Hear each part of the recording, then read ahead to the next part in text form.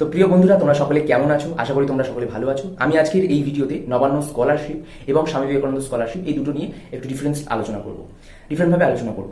তো ভিডিওটা মনোযোগ সহকারে প্রথম থেকে তোমরা শেষ অবধি দেখতে থাকো এবং নবান্ন স্কলারশিপ নিয়ে যাদের মনে প্রশ্ন আছে এই ভিডিওর মধ্যে তোমরা আশা করছি তোমরা উত্তর পেয়ে যাবে। প্রথমে বলে রাখি নবান্ন স্কলারশিপটা কি এবং নবান্ন স্কলারশিপ তারপর কিভাবে তোমরা জমা করবে, কিভাবে তোমরা টাকাটা পাবে স্টেপ বাই স্টেপ, এবং নবান্ন স্কলারশিপের এলিজিবিলিটি কি রয়েছে।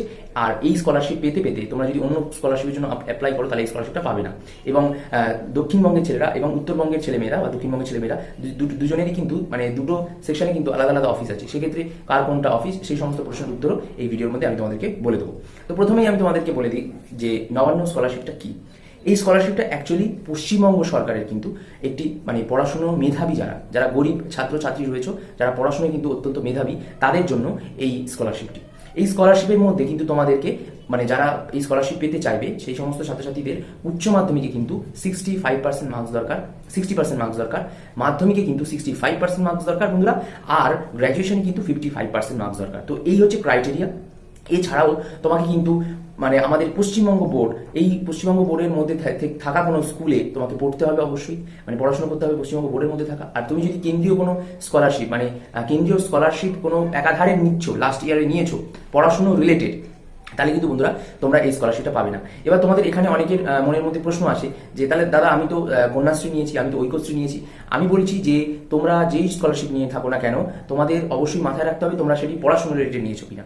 তোমরা কন্যাশ্রী এবং অন্যান্য যে স্কলারশিপগুলো সেগুলো পড়াশোনা রিলেটেড নয়, যদিও সেইটি পড়াশোনা রিলেটেড নয়, এবং সেই কারণেই তোমরা কিন্তু এই স্কলারশিপ কন্যাশ্রী, ঐক্যশ্রী কিংবা রূপশ্রী এই সমস্ত নিলেও তোমরা কিন্তু এই নবান্ন স্কলারশিপ নিতে পারবে।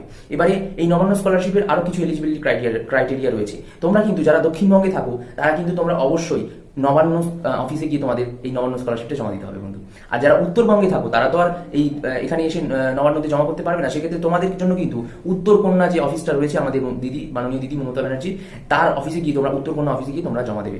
তো বন্ধুরা তোমরা আশা করছি বুঝতে পেরেছো এই ব্যাপারটা। আর এইবার তোমাদের স্টেপসগুলো কি হবে প্রত্যেকটি ছাত্রদের কিন্তু বলে রাখি 2020-তে এবং 2019-এ এই যে ইয়ারটা ছিল, এই ইয়ারে কিন্তু তোমরা ঠিকমতোভাবে তোমরা জমা করতে পারোনি। কি তোমরা ঠিকমতোভাবে প্যান্ডামিকের কারণে তোমরা গিয়ে ডকুমেন্টসগুলো জমা করতে পারোনি, তোমাদের ইমেল মারফত জমা হয়েছিল। সেক্ষেত্রে কিন্তু অনেকেরই বাদ পড়েছে। তাই তোমরা আবারও আবেদন করতে পারো যদি তোমাদের আবেদন ক্যান্সেলেশন দেখায় স্ট্যাটাস। আর যারা করোনি হাত জোর করে বলছি, এবং যারা গরিব মেধাবী ছাত্র রয়েছে তারা অবশ্যই অ্যাপ্লাই করো। যাদের মাধ্যমিকে 65% মার্কস আছে, 65% ওপরে, যাদের উচ্চ মাধ্যমিকে 60% আর গ্র্যাজুয়েশনে 55% আছে। তো বন্ধুরা আশা করি তোমরা অবশ্যই বুঝতে পেরেছো যে কত পার্সেন্ট মার্কস পেলে তোমরা নবান্ন স্কলারশিপ পাবে। এবার আরেকটি কথা ইম্পর্টেন্ট বলে মনে হয়েছে, তাই জন্য আমি বলছি তোমাদের কাছে যে নবান্ন স্কলারশিপ কিন্তু একাধারে তুমি অ্যাপ্লাই করেছো, এদিকে কিন্তু তুমি আবার স্বামী বিবেকানন্দ স্কলারশিপের জন্য অ্যাপ্লাই করছো, তাহলে কিন্তু বন্ধুরা দুটোর একটা স্কলারশিপও তোমরা পাবে না। তোমরা যে কোনো একটি স্কলারশিপ অ্যাপ্লাই করো।